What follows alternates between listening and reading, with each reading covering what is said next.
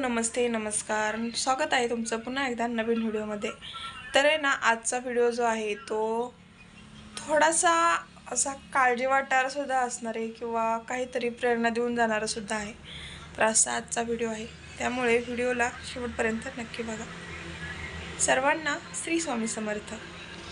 सकाळची घाई कशी असती हे प्रत्येकालाच वेगळं असं सांगायची गरज नाही, आणि त्यामध्ये हे काम वाढलेलं म्हणजे काय बघा। आता तुम्हीच गॅसची जी शेगडी आहे ती चालत नव्हती, मी चालू केले की ती मनानेच बंद पडत होती। मग आहे ना, त्याला रिपेअर करायला ह्यांनी घेतलं। तसं तर 2-4 वेळेस यांनी रिपेअर केलं, पण आता काय झाले, त्याचा जो बर्नल आहे तोच खराब आहे। आता तुम्ही कधी जर का ही सूर्या आलीजा किंवा ही अशी काचेची शेगडी घेत असाल तर प्लीज काळजी घ्या की ती व्यवस्थित आहे का। बरेच मला या शेगडीने प्रॉब्लेम्स फेस करायला लावले। दिसायला तेवढी भारी वाटते, पण वापरताना खूप काळजी घ्यावी लागते, कारण की पुसताना घासताना तिच्या ज्या खालचे जी साईट आहे बटनाची त्याला ऑलरेडी लायटर वगैरे होते, पण 1 वर्षभर चालले, त्यानंतर आम्हाला नवीन लायटर यूज करावे लागले। तर आहे ना, ते शेगडी जी आहे तर आहे ना लागती, मला खूप वेळेस हाताला वगैरे लागले। आणि मग आहे ना, मी असं ह्यांना म्हटलं की तुम्ही आता स्टीलची शेगडी आणा। तर आहे ना, हे बोलत होते कशाला काय, असं तसं चाललं होतं, कारण की घरी सातारमध्ये अजून एक अशी सेम शेगडी आहे। मी या शेगडीने वैतागले, कधी मला स्टीलची शेगडी आणल असं झालंय, आणि मी डबल ती शेगडी कशी आणू, गेले 8-8.5 वर्ष झालं मी ही शेगडी वापरते। पण आहे ना, दिसायला भारी आहे, पण तेवढीच ते जे शेगडीवरचे जे स्टीलचे प्लेट आहेत त्या घासासुद्धा येत नाहीत, आणि मग ते खूप त्रास होतो, आणि बर्नल ही मग लवकरच खराब होते। दिसायला भारी आहे, पण वापरताना खरंच खूप आहे। बरेच दिवस त्यातून जाळ पण निघत होता, मी घाबरायचे स्वयंपाक करताना। तर आहे ना बघा, आमच्या मेकॅनिकनी शेगडी जी आहे तात्पुरती रिपेअर केली, पण लवकरच नवीन शेगडी घरी येईल अशी अपेक्षा आहे। आणि आता आहे ना, सगळ्यात वयस्कर आणि सगळ्यात मोठी व्यक्ती जी असेल म्हणजे ही आहे माझी आई आजी। तर बघा, माझे मिस्टर त्याच्या बाजूला बसलेत, खूप मोठ्या आजाराला संघर्ष देते ती, आणि तिलाच भेटायला हे गेले तर।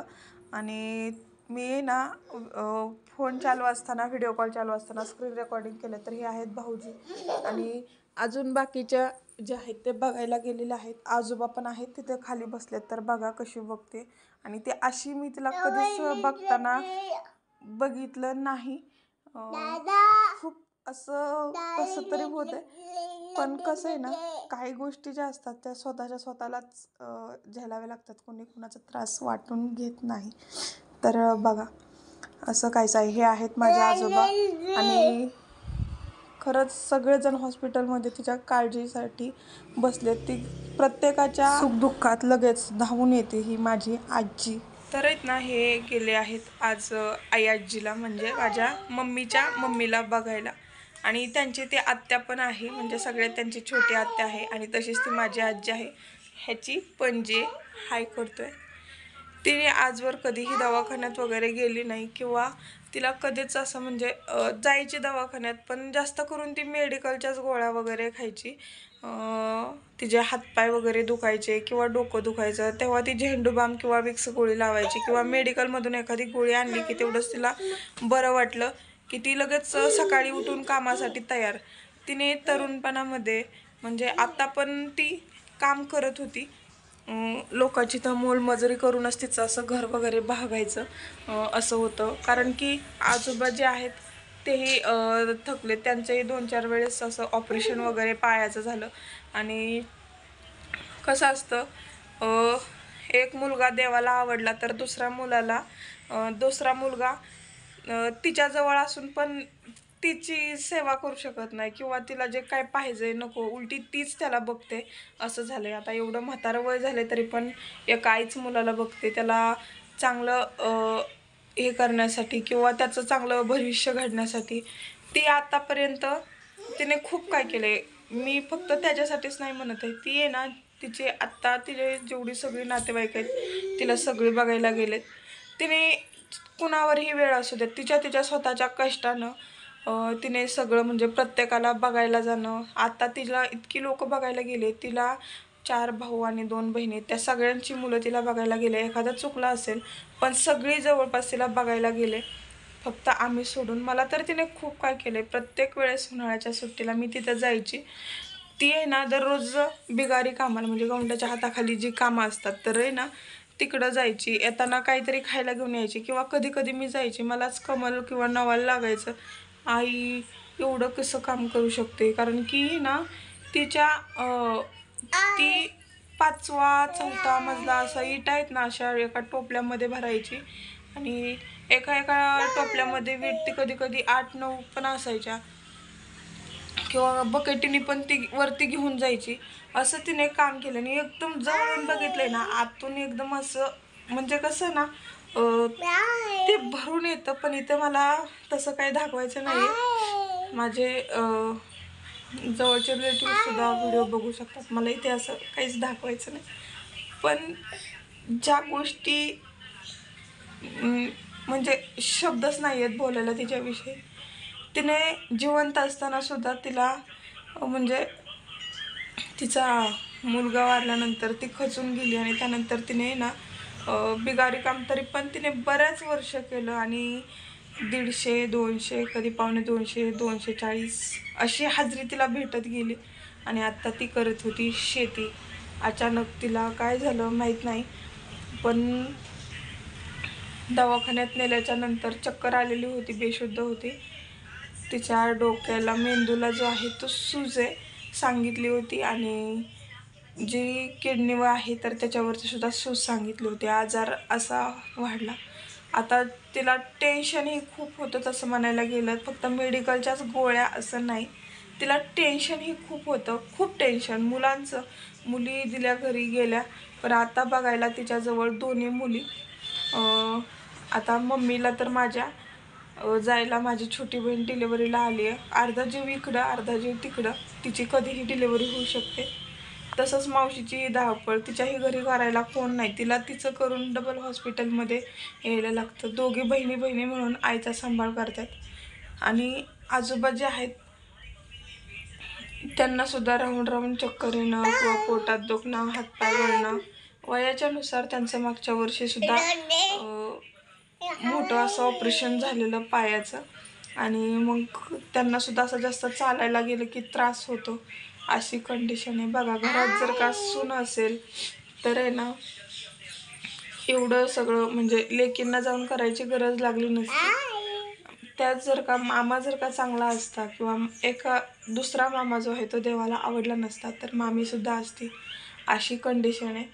पण जिथल्या तिथं असणं बरं दिसतं. कसं आहे, वेळ कधी कोणावर कशी येईल सांगता येत नाही. आता मुलींनी जाऊन तिथं थांबणं किंवा ती आईसुद्धा मुलीच्या घरी येत नाही, नको म्हणते, लेकीच्या घरी कसं जायचं. पण ऐन वेळेस मुलीच उपयोगी आल्या.